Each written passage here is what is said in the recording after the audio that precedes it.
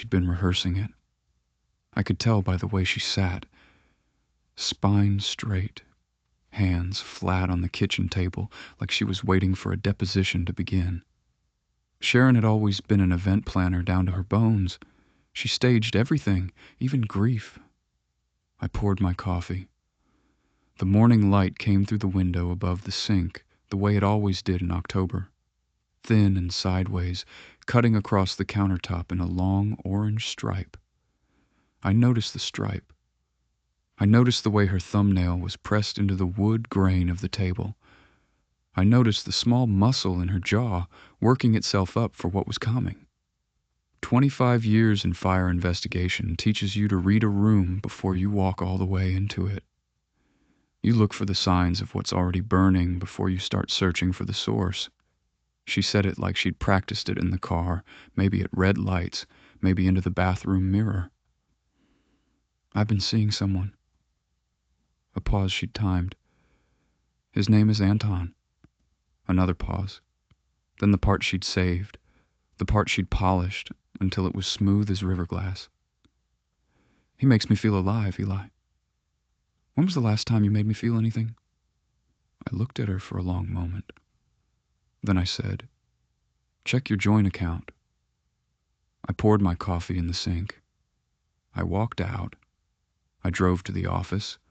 I unlocked the door to Brandt Fire Consulting, flipped on the fluorescents, sat down at my desk and opened the building inspection file I'd been working on for a commercial property in Manitou Springs.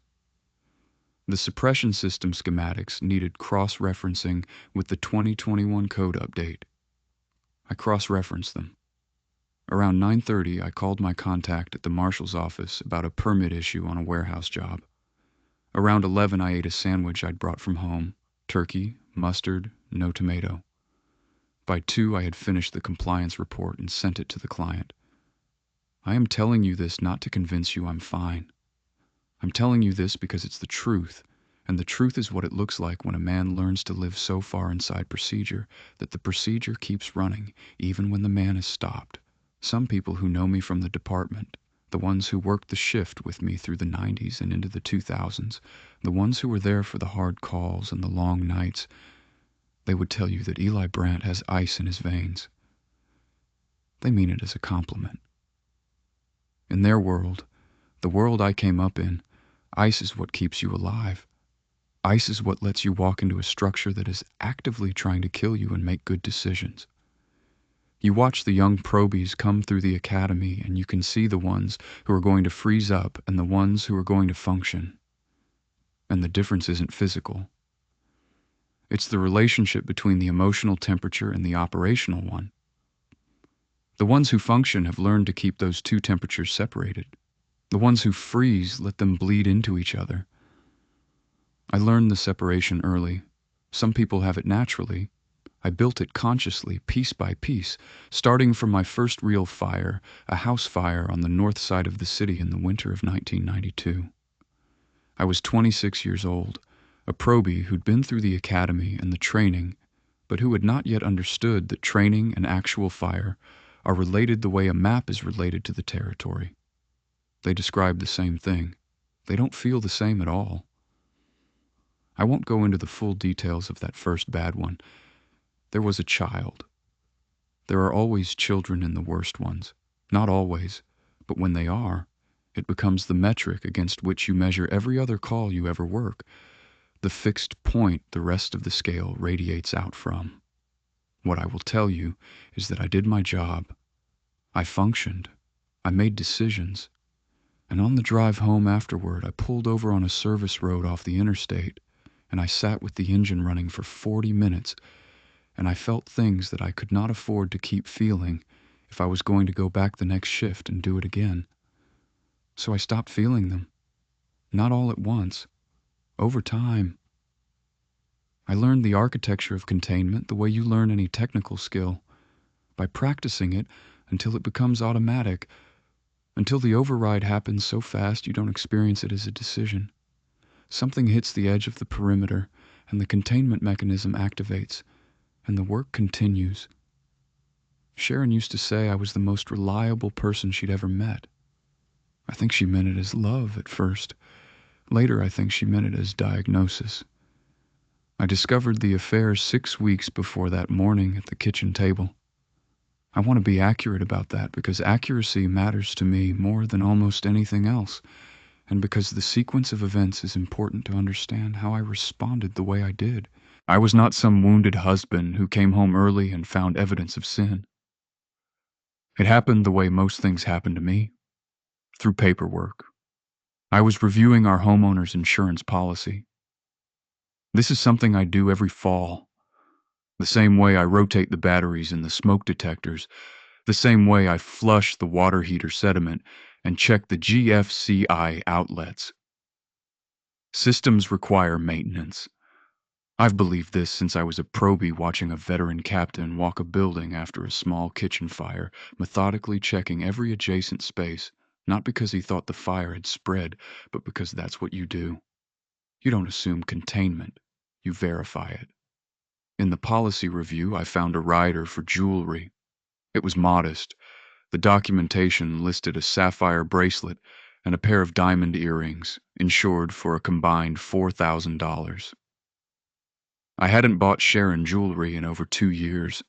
Her birthday gift last spring had been a weekend trip to Santa Fe, which she said she loved, and which I now understand she may have used to compare me unfavorably to Anton in her own mind. The rider was dated 8 months ago. I pulled the bank statements. I don't know exactly what I expected. Maybe I expected to see a charge from a jewelry store that would have an innocent explanation I'd somehow missed. What I found instead was a pattern that, once I saw it, I could not unsee. The way you can't unfocus your eyes after you've spotted the smoke outline on a ceiling. The dark thermal track that tells you where the fire traveled even after the flames are gone. Recurring charges to a wine bar in old Colorado City. Not once. 8 times across 5 months. Always on weekday evenings. Always between $40 and $90. Enough for 2 people to sit for a while. Enough for a bottle of something. Enough for the kind of conversation that doesn't happen quickly. A boutique hotel in Telluride. 3 visits. I knew that hotel. Sharon had shown it to me online once, a couple of years back, and said we should go sometime. We never went. It had a spa and a restaurant that did something elaborate with locally sourced ingredients, and the rooms were the kind of rooms that made you feel like time was passing more slowly than it was.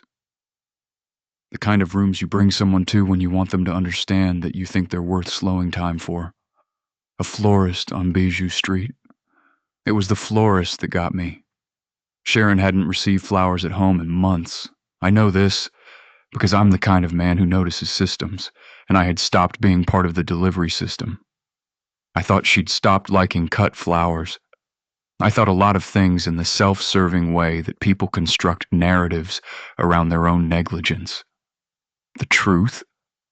And I have made myself look at this truth directly. The way you make yourself look at the point of origin in a bad fire, even when the point of origin is somewhere you were. The truth is that I had stopped thinking about it at all. The flowers, the small gestures, the 10-second investments in the visible evidence that you've been thinking about someone. I had stopped making them not because I stopped caring, but because caring, at some point, had been routed so far below the surface of my daily operations that it no longer produced outputs. But the florist charge meant the flowers were going somewhere else, or being received somewhere else. They were for a version of Sharon I wasn't seeing.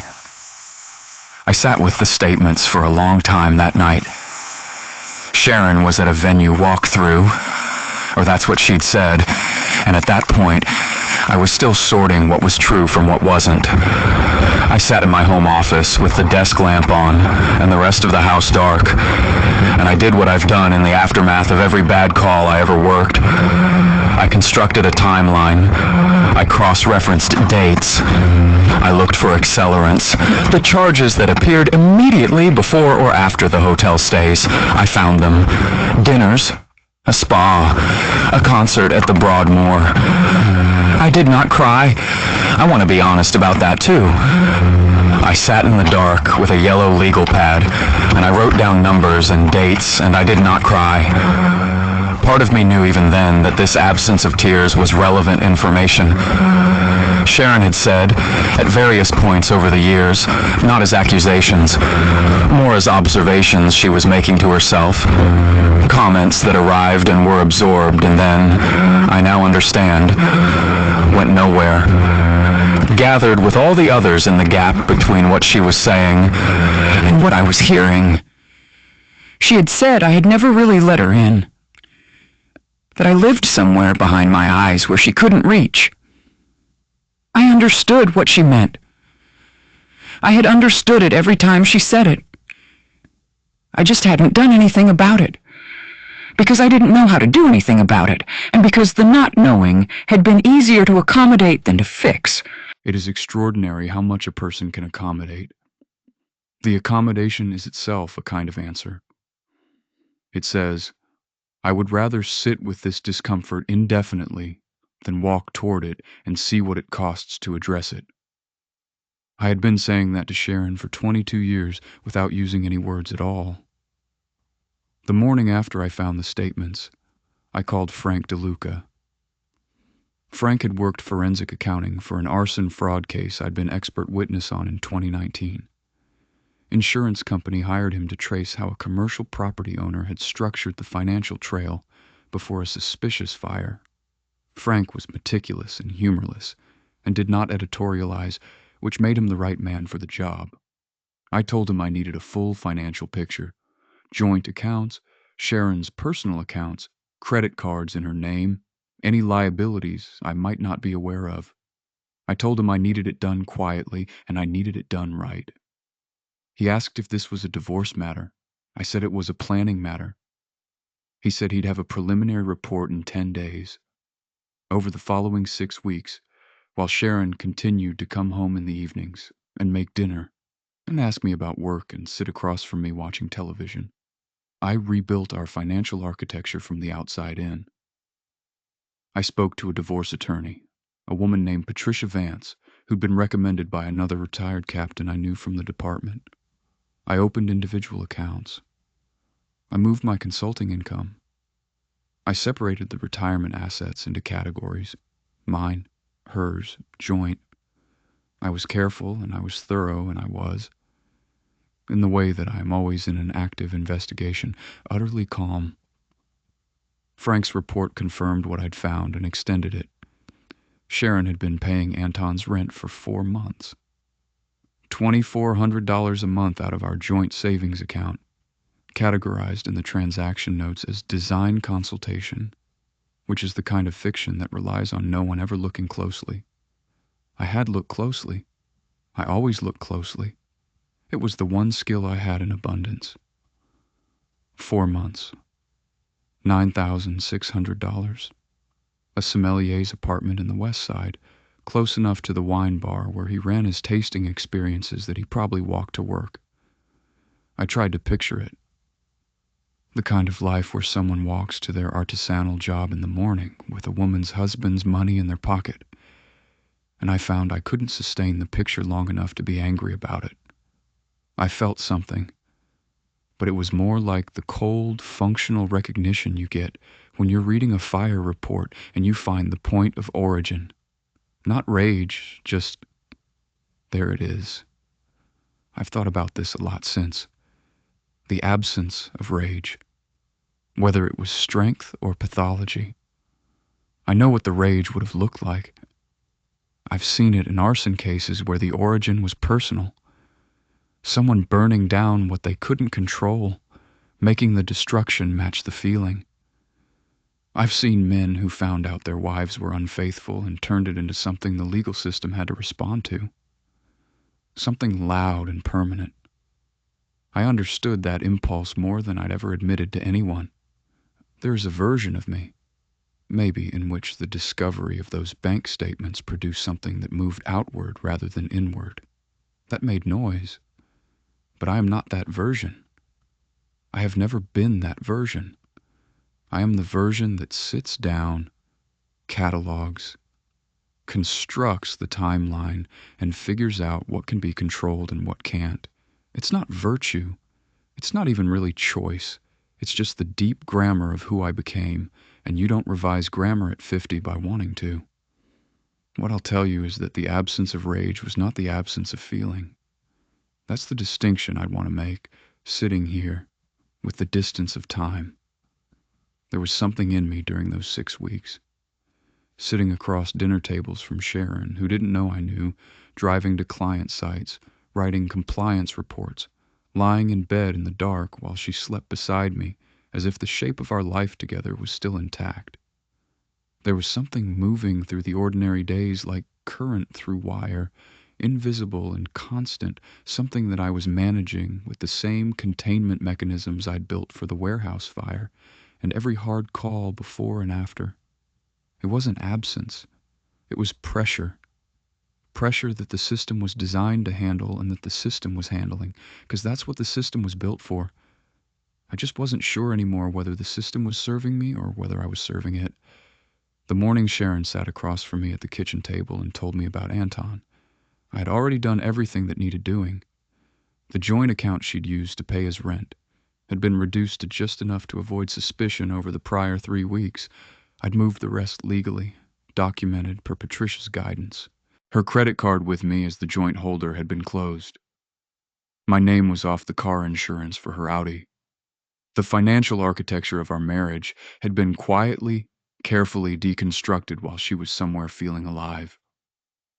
When she said, "Check your joint account," I meant it literally. There was $412 in it. I knew because I'd checked it that morning before she came downstairs. I drove to the office and I cross-referenced schematics and I ate a turkey sandwich and I did not call my daughter. Claire's 24. She has Sharon's eyes and my stubbornness and a kind of earnest moral clarity that I've always admired even when it's pointed at me. She works for a nonprofit in Denver that does watershed restoration. She cares about things the way I've never quite learned to. Loudly, with her whole chest open to the weather. When she was 17, she cried at a television commercial, and I remember watching her and thinking, with something that was not quite envy but was close to it, what is that like? She called me 4 days after Sharon moved out. I should say, Sharon moved out the day after the kitchen table conversation. She had a plan. Of course she had a plan. She'd been making plans for months. She took what she needed, left what was ours, and went to stay with her friend Diane in Monument. I later learned, via the financial record, that she'd also signed a lease on a 1-bedroom apartment in the old North End neighborhood. This had been executed 2 weeks before she sat down at the table to tell me. She hadn't been waiting to see how I'd respond. She'd already decided.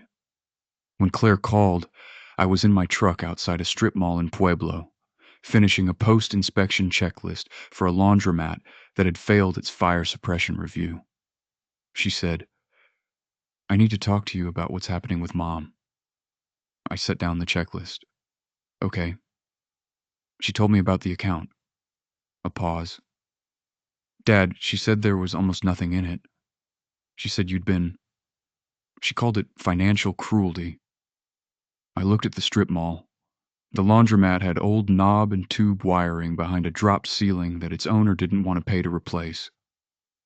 I'd written it up as a critical deficiency, Category 1, mandatory remediation before reopening. The owner had looked at me like I'd told him his child was ugly. Like the problem was the identification rather than the thing identified. "She's been paying her boyfriend's rent for 4 months," I said. "Out of our joint savings." Silence. "You knew about him?" I asked. A different kind of silence. Careful. She told me she'd met someone. A few months ago. She didn't say much. She said things between you two had been difficult for a long time. "Did she say she'd been using our savings to support him?" "No. $9,600. I have a forensic accounting report." The pause that followed was long enough that I could hear traffic on her end. Denver traffic, that particular ambient frequency of a city that's grown too fast for its own infrastructure. Dad. She sounded tired. Not angry now. Tired. Even if all of that is true, even if she did that, when is the last time you actually were present with her? When is the last time you made her feel like she mattered? And there it was. The question that Sharon had already put out into the world, that had spread the way smoke spreads through a building, invisibly, through every available gap, so that by the time I was breathing it, it was already everywhere. I said, "I'll send you the accounting documents if you want to look at them." That's not what I'm asking. I know. Are you okay? I looked at the strip mall. I'll be fine. Dad, I'll call you this weekend, I said.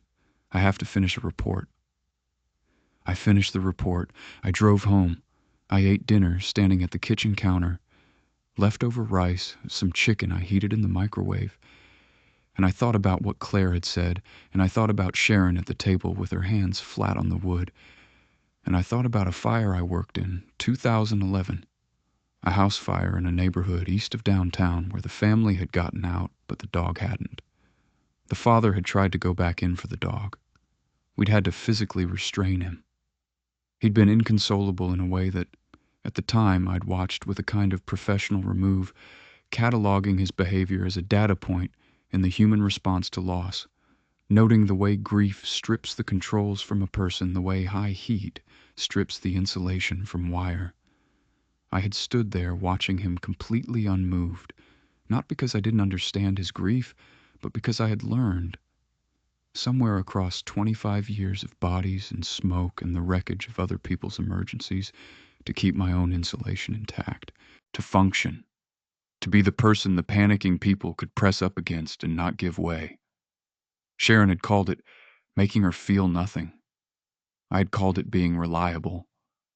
We were both right. That was the part I was having trouble with, alone in the kitchen eating cold rice. We were both looking at the same structure and describing it accurately, and arriving at completely incompatible conclusions about whether it was worth saving. I've inspected a lot of buildings in my life, more than I can count, in my career as a captain, in my post-retirement consulting work. Every building inspection is, at its core, an assessment of the gap between what something appears to be and what it actually is. A building can look sound from the street. Good bones, solid facade, nothing that would alarm a casual observer. And inside, compromised load-bearing walls, failed suppression systems, egress routes that look like exits but lead nowhere. The gap between appearance and reality is where people die. I had never turned that professional assessment on my marriage. I'd treated it like a structure I'd built carefully, and therefore trusted implicitly. I hadn't inspected it. I hadn't walked it with fresh eyes in years, hadn't looked at the ceiling for heat shadows, or tested the doors in their frames, or asked whether the exits were real. I had assumed it was sound because I'd built it, and I'd maintained what I could see, and I'd ignored everything Sharon had ever told me about the systems I couldn't see. The invisible load-bearing walls of a marriage that weren't in any blueprint I knew how to read. The truth that I keep returning to, and that I find no comfortable way to settle. Every building I have ever inspected has been inspected by someone who had an interest in it passing. The owner, the contractor, the developer. They bring you in because the code requires it, not because they want you to find something. And the job, the actual job, the one that matters, is to find something anyway. To not be seduced by the surface. To understand that a building that looks sound from the outside and feels sound underfoot can still be harboring the conditions for catastrophic failure, and that the failure will come at the worst possible moment, because that's when failures always come, because that's when the load is highest and the tolerance is lowest, and there's no time left to fix anything. I had never once looked at my marriage that way. I had never said, let me walk the whole thing with fresh eyes and ask where the failure conditions are accumulating. I had trusted it the way the building owners trust their buildings. because I'd been inside it for so long that I'd lost the capacity to see it clearly, and because looking clearly would have meant finding something I'd then have to address. When I think about Anton, and I have thought about Anton more than I'd like to admit, I don't think about him with hatred. I've tried. The hatred won't settle. What I think about instead is the specific quality of what Sharon wanted from him: aliveness, not security, not reliability, not a man who checked the smoke detectors and carried the right insurance and knew the fastest route to the emergency room. Aliveness. The thing I'd spent 25 years removing from myself in controlled increments so I could do the job without the job destroying me. I looked him up. I'm not proud of this, but I did it, because I am constitutionally incapable of walking into an uncertainty I can resolve. There were photos on the website for his wine experience business. Anton at a table with a group of people, all of them leaning in, all of them looking at him with the particular posture of people who feel that something exciting is being shared with them. He had the kind of face that moves a lot. You could see it even in still photographs. The animation in him, the sense that the face was a communication instrument being used at full volume. He talked with his hands. He looked like someone who had decided, at some formative point, that the world was interesting and that he was going to respond to it with his whole body. I had decided the opposite, not consciously, but somewhere in the accumulation of decisions I'd made about how to survive the work, I had arrived at a version of myself that was exactly as contained as I'd designed it to be, and no amount of recognizing that was going to unconstruct it without something I didn't yet know how to do. Sharon had looked at that man across a table, at some event she was planning, or in the wine bar on one of those weekday evenings the bank statement had recorded, and she had felt something unlock. I'm not making her right. I'm saying I understand the mechanism. I understand what happens when something dormant is finally addressed with the right key. She had given me that key repeatedly over 22 years. I had held it politely and put it down. There was a fire, my third year as a full lieutenant, a warehouse fire on the south end of the city that went to 4 alarms before we contained it. We found 2 men in the southeast corner, workers who'd been there after hours. There was never a completely clear explanation of why. They were beyond anything by the time we reached them. I did what you do. You document and you move, and you don't let it follow you home, because if you let every hard call follow you home, you can't function. And if you can't function, the next people who need you are left with a man who's burned through himself. So you compartmentalize. You build the walls. Except the walls don't know they're walls. They just become the architecture. Sharon had lived inside those walls for 22 years. She'd moved the furniture around, hung pictures, tried to make something warm in the rooms I'd let her inhabit. And somewhere along the way, she'd found a door I hadn't known was there and walked through it into a place where someone looked at her like she was interesting, like she was worth the whole expression of feeling that I'd learned to route around the way you route traffic around a road closure. She'd found someone who didn't suppress. I knew all this. I had known it in the abstract for years, the way you know an old building has outdated wiring, but you keep putting off the inspection because the lights still work. I knew it more concretely after Claire's call. I sat with it in the kitchen, and I sat with it in the truck driving to client sites, and I sat with it at the desk in the empty house where there was now no other noise at all. I did not call Sharon. I did not reach out to Anton. I completed the mediation prep with Patricia Vance, whose manner was crisp and whose approach was exacting, and who reminded me, in a way I found both reassuring and faintly depressing, of myself. The mediation was scheduled for a Thursday in November. It was held in the offices of Sharon's attorney, a man named Greg Halverson, whose reputation I'd researched the way I research every variable I need to understand before I walk into a situation. Halverson was good. Good at the sentimental framing, good at presenting financial behavior as emotional behavior, making numbers feel like cruelty. I'd seen it in liability cases. the way a well-constructed narrative can reframe documented fact so that the fact becomes the offense. I wore the same thing I wear to every professional engagement: dark slacks, a gray button-down, the watch Sharon had given me on our 15th anniversary. I don't know why I wore the watch. I noticed I was wearing it on the drive over, and I thought about taking it off, and I left it on. Sharon was already in the conference room when I arrived. She was wearing a green blouse I didn't recognize, and her hair was different, shorter than it had been. She looked good. She looked, honestly, like someone who'd been sleeping better. I registered this the way I register everything, neutrally as data, and I sat down across the table from her, and Halverson greeted me with the professional warmth of a man who is planning to take something from you.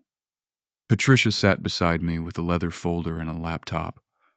Frank DeLuca had provided a summary document, 12 pages, clean formatting, every transaction coded and cross-referenced with account statements. His work was impeccable. It always was.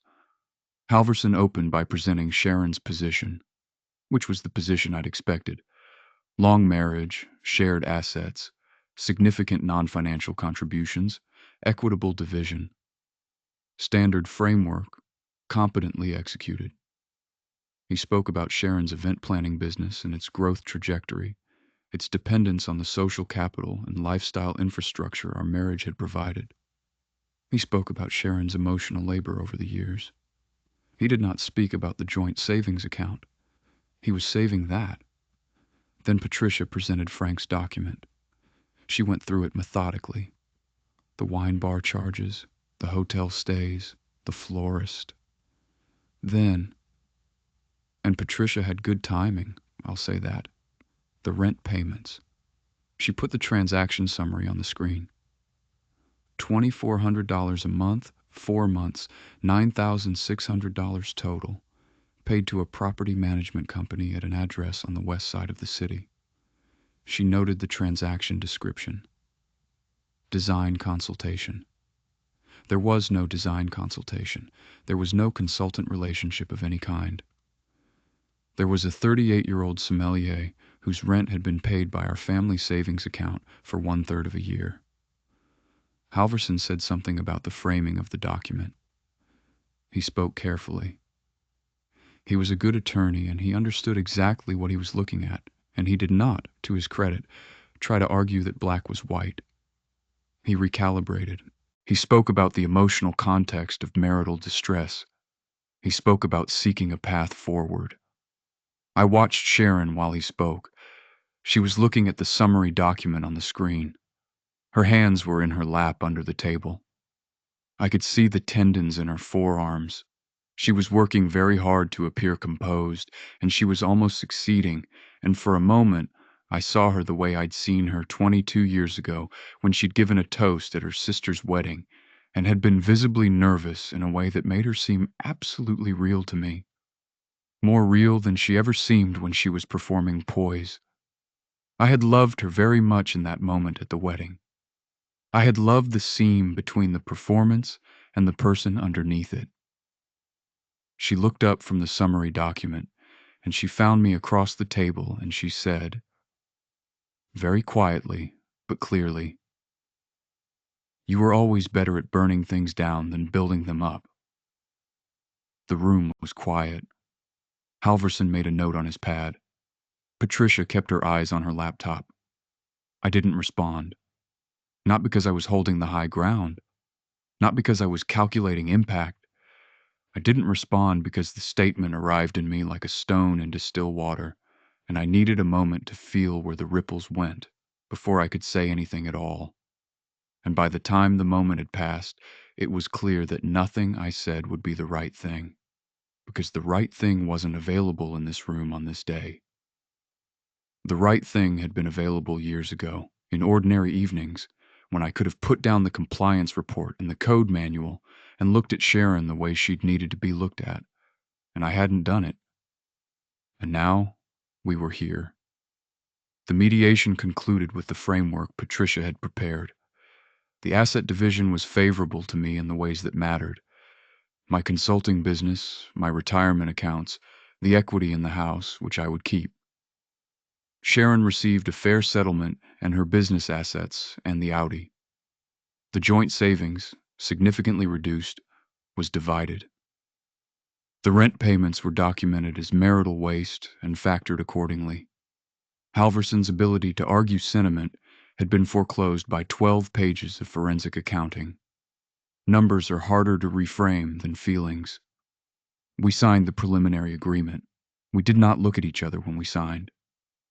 Halverson and Patricia exchanged the brief, collegial nods of professionals who had conducted an adversarial proceeding without personal animosity.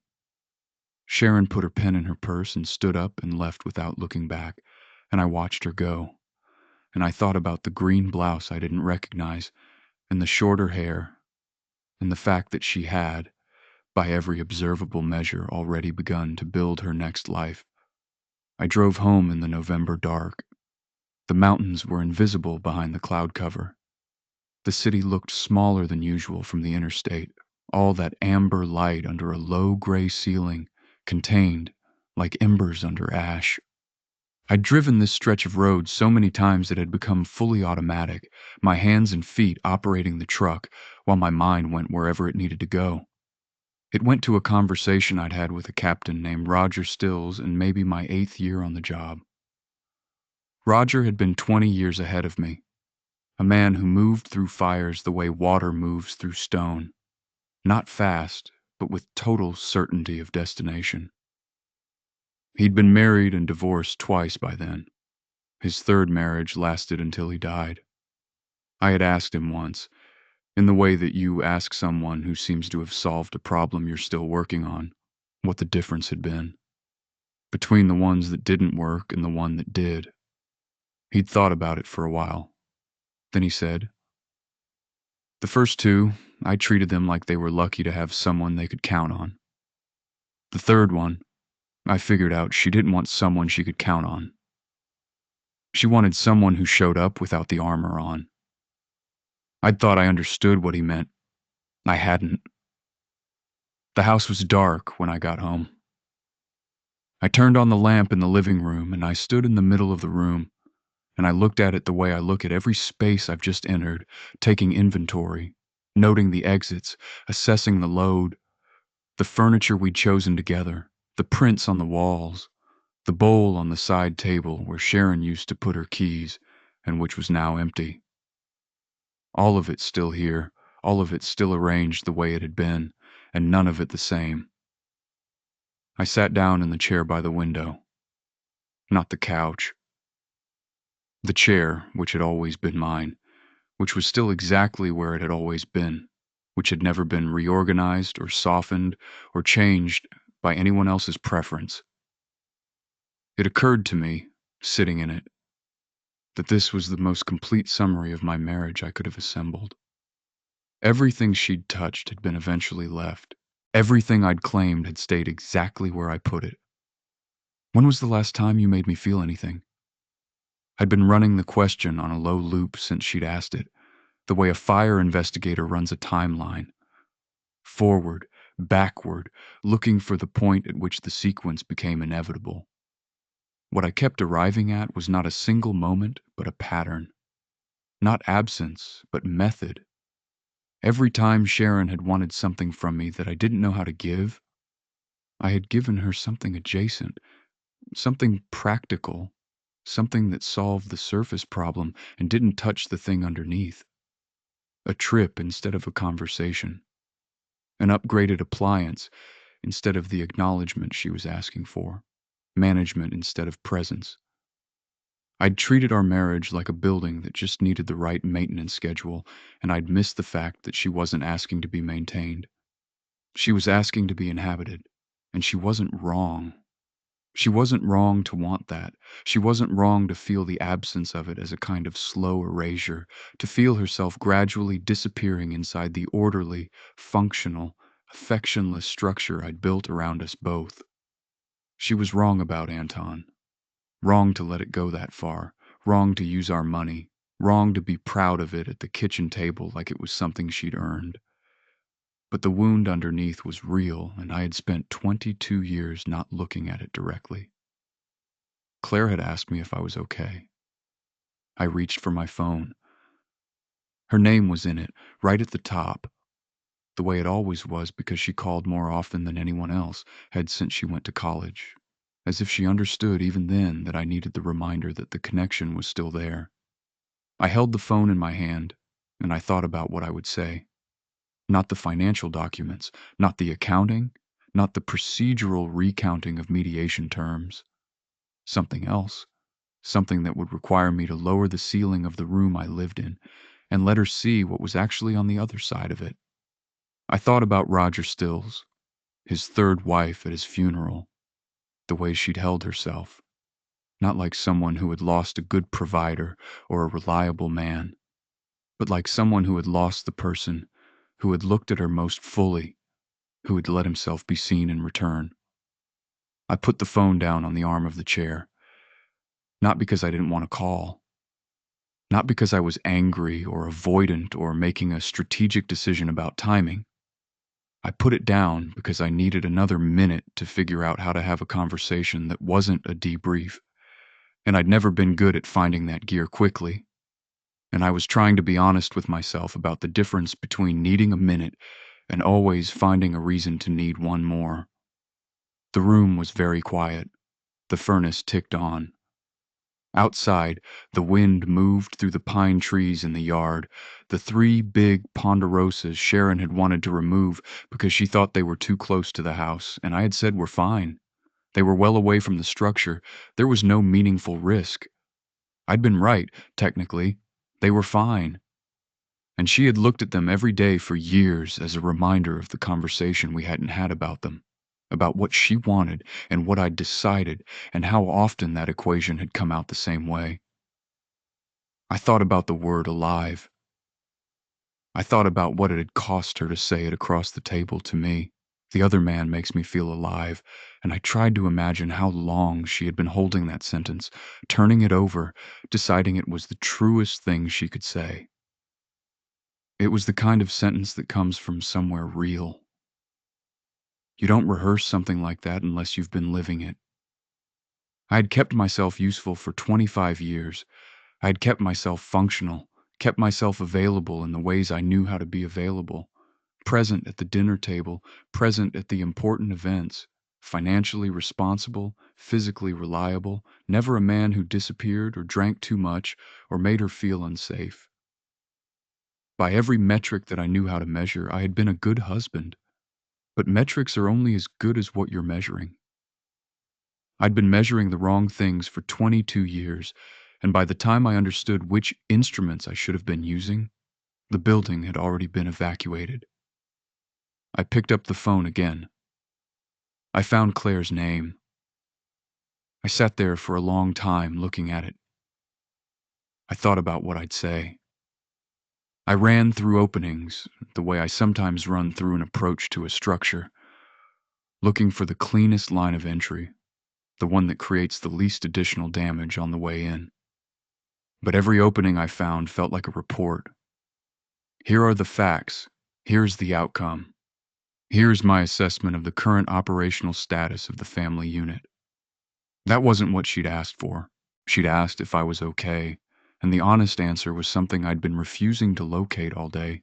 The way you refuse to locate the point of origin when you already know finding it is going to mean acknowledging something terrible about what caused the fire. The honest answer was, I don't know. And I'm 50 years old, and I don't know sound like something other than a failure. But Claire was 24 and she worked knee-deep in Colorado rivers, trying to restore water systems that human activity had damaged, and she did it because she believed that broken things could be made functional again if you were patient enough and honest enough about the damage. She had gotten that from somewhere. I'd like to think she got some of it from me, from watching her father walk burned buildings and find the thing that needed addressing and address it without flinching. Maybe she did. Or maybe she got it from Sharon, from the part of Sharon that was real underneath the performance. The part that had made events beautiful for 20 years because she still believed that beauty was worth constructing, even in a world that was always threatening to undo it. Probably she got it from both of us. Probably we gave her the pieces of ourselves that were worth carrying, and she assembled them into something better than either of us had managed alone. That's what children are supposed to do with you. That's the point of the project. I sat there for a long time looking at it. Small contractions in the cooling air, the structure adjusting to the difference between what it held during the day and what was left now. It was not an unpeaceful sound. It was the sound of something maintaining its own integrity in the absence of everything else. I thought, I won. I thought about what that meant. The money was safe. My business was intact. The retirement was protected. By every measurable outcome, I'd executed the exit from my marriage the same way I'd executed every difficult task in my career, methodically, thoroughly, without panic, without error. Frank DeLuca's work had been unimpeachable. Patricia's strategy had been sound. Sharon's attorney had walked in with sentiment and walked out with numbers, and numbers are harder to argue with than feelings. But here is what I know about winning from 25 years in emergency services. Winning and surviving are not the same category.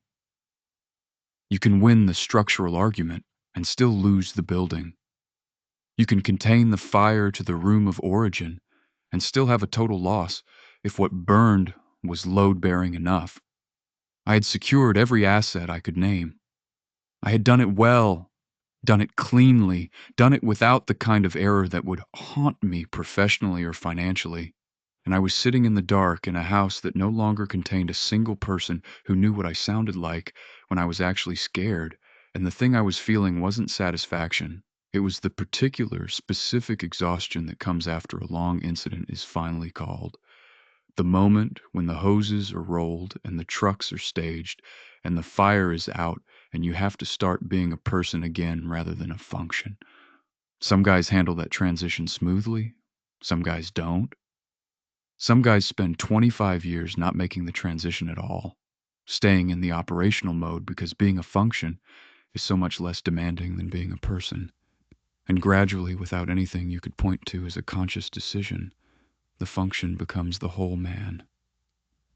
I had won, and I was sitting in the dark, and the only thing I could point to as evidence that I hadn't lost everything was a phone with my daughter's name in it. I had been right, and I had been thorough, and I had won, and I was sitting alone in the dark in a house that still had all its contents and none of its warmth. And the woman I'd been married to for 22 years had driven away to a life that contained someone who made her feel alive, and I had spent 6 weeks building the legal architecture of her departure, and not 1 minute asking whether any of this was what I wanted. That was the question I hadn't let myself get to. Whether any of it was what I wanted. Because to ask that question honestly, I'd have had to be willing to feel the answer, and feeling the answer required exactly the kind of exposure I'd been routing around since the warehouse fire in 2006, or maybe since before that, since the first bad call, since I'd learned to be the calm one, since I'd understood that the calm one is the one the others need, and therefore the calm one is the one who can't afford to come undone. She hadn't been wrong. That was the thing I couldn't insulate myself from, sitting in the chair in the quiet house. She had walked up to the line of something real and crossed it badly, damaged us both in the crossing, taken money that wasn't hers alone to take, made a choice that was built on the foundation of my failure but was still, entirely, her choice. And also, she hadn't been wrong. You can hold both of those things. I was learning to hold both of them. The financial outcome didn't tell me what I'd actually lost. I could see that. There in the dark, you can protect everything of material value and still come out of it with the wrong kind of empty. Not the clean empty of having made good decisions, the other kind. The kind that's the shape of something that used to be there. I looked at Claire's name on my phone. I thought about what Roger Stills had said, without the armor on. I thought about whether it was too late to learn how to do that. 50 years old, 25 in the fire service, one broken marriage, a daughter in Denver who'd asked if I was okay and meant it, and the honest answer was that I didn't know. And for the first time in a very long time, I thought that not knowing might be the only truthful thing I had to offer. I should call her. I knew I should call her, not to deliver a report, not to present the outcome of mediation, just to say, I don't know, something true, something that sounded like me without the procedure in the way. I put the phone down.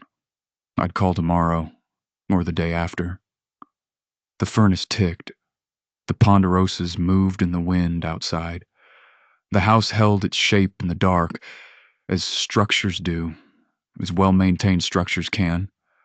Intact, solid, empty in a way that has nothing to do with the walls.